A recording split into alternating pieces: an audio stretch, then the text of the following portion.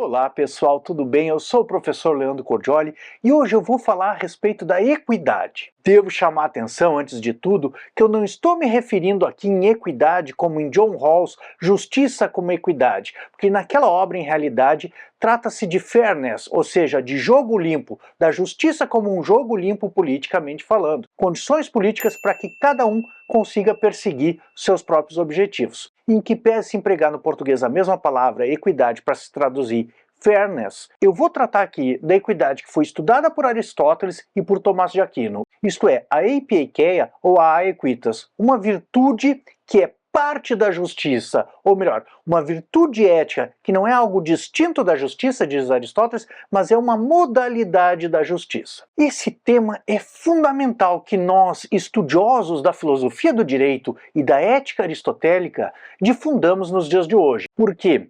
Estudar esse tema e conhecer esses limites e essas fronteiras do direito é, em realidade, encontrar uma resposta filosófica para problemas práticos. Nesse vídeo, eu vou apresentar alguns exemplos de casos de equidade, depois apresentar o conceito filosófico por trás da equidade e, finalmente, eu vou mostrar para vocês o que os filósofos que estudaram a equidade propunham que se fizesse ou que não se fizesse diante de casos de equidade. Meu primeiro ponto é trazer para vocês 3 exemplos dos casos de equidade na prática.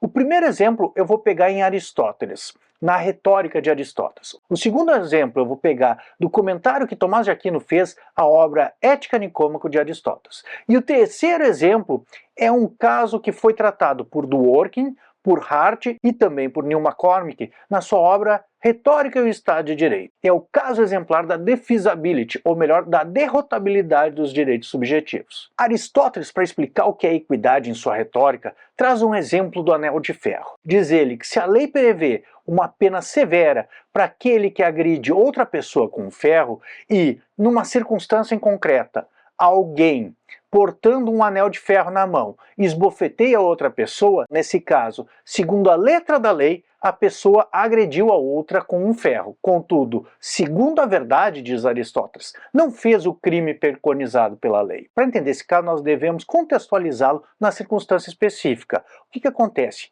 Na época de Aristóteles, na Grécia Antiga, o ferro recém tinha sido descoberto. Então, aquele que atentasse contra a vida de outra pessoa com ferro, na realidade estava demonstrando uma intenção letal, isso é, iria causar a morte da outra pessoa. Seria a mesma coisa que disparar uma arma de fogo contra alguém nos nossos tempos. Logo, o que a lei queria punir com uma pena severa era um atentado letal contra outra pessoa. No caso específico, uma pessoa que esbofeteia outra pessoa portando um anel de ferro não tem essa intenção letal. Apesar de merecer ser punida, não deveria ser punida com essa pena severa, que seria aplicada aos casos de atentado contra a vida de alguém. O segundo exemplo, que é da Idade Média e foi trazido por Tomás de Aquino, refere um caso de um rei que era uma pessoa justa e havia feito uma lei proibindo que estrangeiros subissem à muralha do castelo. Aquele estrangeiro que subisse à muralha do castelo deveria ser punido com a pena de morte. Contudo, diz Tomás de Aquino,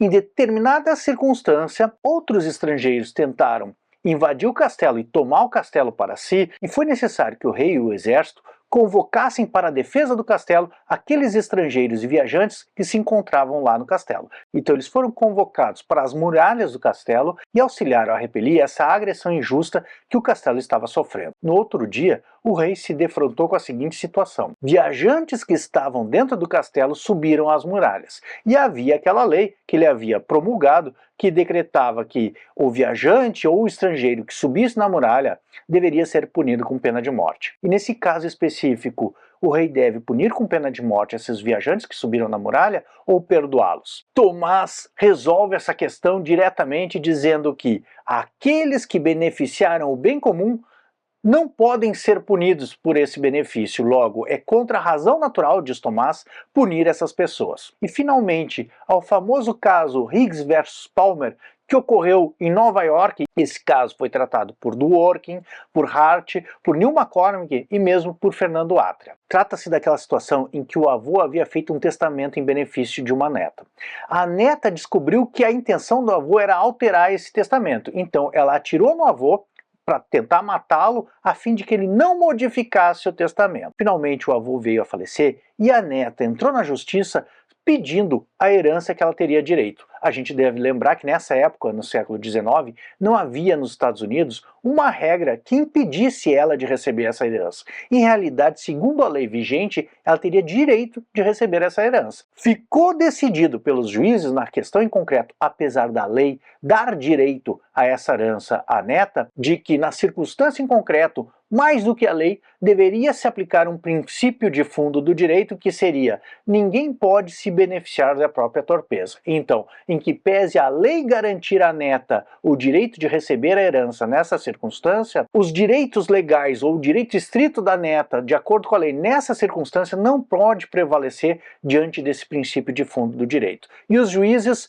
indeferiram o pedido da neta e ela não recebeu a herança. O que todos esses casos que eu trouxe lá da Grécia Antiga, da Idade Média e mesmo dos nossos dias atuais têm em comum? É que uma lei nada mais é do que uma generalização. A lei é sempre realizada para regular aquilo que ocorre normalmente, mas em alguns poucos casos ela pode falhar. Por isso, mesmo uma lei justa, como a lei do castelo ou a lei do anel, ou mesmo essa lei que garante a herança aos herdeiros, em circunstâncias imprevisíveis que o legislador não teria nem como prever naquele momento que ele elaborou a lei, pode acarretar em injustiças. A observância estrita da letra da lei pode trazer consequências injustas, sequer previsíveis pelo legislador. Em realidade, se o legislador tivesse previsto aquela circunstância do anel ou a circunstância da necessidade dos estrangeiros subir na muralha para proteger o castelo, ou ainda as circunstâncias de que um herdeiro viesse a atentar contra a vida do testador, se ele tivesse ciência dessas circunstâncias, ele teria adaptado e regulado essas circunstâncias como uma exceção à regra geral. Como a filosofia, ou melhor, Aristóteles e Tomás de Aquino, tratam esses casos em concreto e o que Aristóteles e Tomás dizem a respeito dessa condição de exceção da lei. Aristóteles, na Ética Nicômaco e na sua Retórica, e Tomás de Aquino, Comentário à Ética Nicômaco e na sua Suma Teológica, dizem que esses casos de equidade decorrem da natureza da lei. Por quê? A lei nada mais é do que uma generalização a partir do que ocorre mais das vezes, o que ocorre normalmente. Contudo, as ações humanas se dão de maneiras infinitas. A gente não tem como prever todas as formas com que os fatos humanos que serão regulados pela lei vão se dar na realidade. Então a lei falha muitas vezes com a consciência ou mesmo inconsciência do legislador em circunstâncias excepcionais. Normalmente a intenção letal de uma ação é demonstrada pelo emprego de uma arma letal. Excepcionalmente no caso do Anel de Ferro, não era uma intenção letal. Normalmente o viajante estrangeiro que sobe na muralha do castelo está intencionando tanto baixar a ponte elevadiça quanto permitir que outros estrangeiros subam na muralha do castelo e coloquem a segurança do castelo e das pessoas que ali se encontram em risco. Excepcionalmente, para repelir uma agressão estrangeira, aqueles viajantes que subiram na muralha do castelo procuram promover a segurança do castelo, não colocá-la em risco. Normalmente, a vontade do testador deve ser respeitada. Contudo, excepcionalmente, quando o beneficiado pelo testamento agride o testador, ou melhor, atenta ou realiza um homicídio do testador, nesse caso, se o testador estivesse ali vivo, ele escolheria revogar o seu testamento. Por isso, naquela circunstância específica em que a neta atentou contra a vida do testador, se ele estivesse posteriormente presente, ele teria revogado o próprio testamento. Diz Aristóteles, não é um defeito da lei, nem mesmo um defeito da vontade esboçada no testamento, que é escrita, mas é da natureza das coisas práticas, das ações humanas que a lei deve regular. E como a lei é escrita, ela permanece no tempo e as coisas humanas, as ações humanas, se dão em circunstâncias imprevisíveis. Algo que é justo e previsto em lei pode excepcionalmente se tornar injusto diante de uma circunstância excepcional. E isso pode ocorrer mesmo em nível constitucional. Uma norma constitucional verdadeiramente justa ou que garanta direitos humanos, excepcionalmente pode se tornar injusta. John Finnes, por exemplo, diz que o juiz deve levar em conta que a nossa Constituição não é um pacto suicida, e naquelas circunstâncias excepcionais que seguir literalmente a nossa Constituição vai acarretar na derrocada da nossa República Federativa do Brasil, no caso, devemos adaptar a lei para atingir as finalidades do bem comum. E finalmente, como bem concluíram Hart e Neil McCormick, os direitos subjetivos, aqueles direitos que nós possuímos, são conferidos pelas leis. Como as leis são excepcionáveis, os próprios direitos subjetivos, como os direitos subjetivos da neta de haver para si herança, eles também são excepcionáveis, ainda que essa exceção não tenha previsão legal. Daí, aliás, que decorreu a teoria da defeasibility proposta por Hart e defendida por Neil McCormick. E para encerrar esse vídeo, eu gostaria apenas de apontar duas considerações desses filósofos mencionados a respeito da equidade. A primeira delas é: quem julga por equidade não julga a lei, ou melhor, não é um juiz ativista, um ativista judicial que faz aquilo que quer, o que tem na sua vontade diante de uma circunstância concreta. Em realidade, aquele que vai se utilizar da virtude da equidade ou julgar de acordo com a equidade deve ter em mente qual é a finalidade do legislador para fazer com que aquela finalidade preconizada pela regra jurídica seja alcançada. Por exemplo, artigo 121 do Código Penal, matar alguém, pena, reclusão de 6 a 20 anos. A finalidade dessa regra de direito penal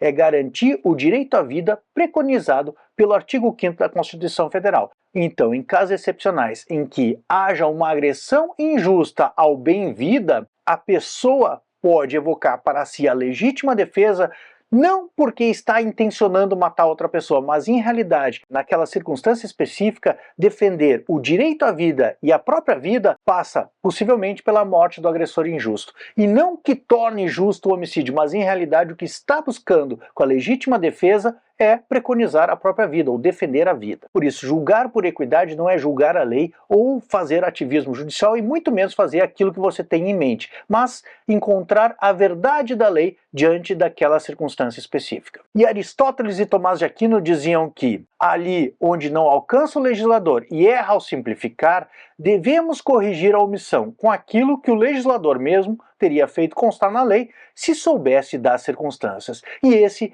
é o sábio conselho de 2.400 anos proposto por Aristóteles nesses casos de equidade. Então, não esqueça de curtir esse vídeo e compartilhar com os teus amigos nas tuas redes sociais. Essa é a melhor forma de nos apoiar nesse trabalho de difusão da filosofia do direito. Não esqueça de comentar aqui abaixo também, nesses exemplos, se você concorda com Aristóteles, Tomás de Aquino e Neil McCormick. As leis são sempre sujeitas à exceção? Os direitos são derrotáveis? Comente aqui abaixo. Um grande abraço, uma boa semana. São os votos, professor Leandro Cordioli.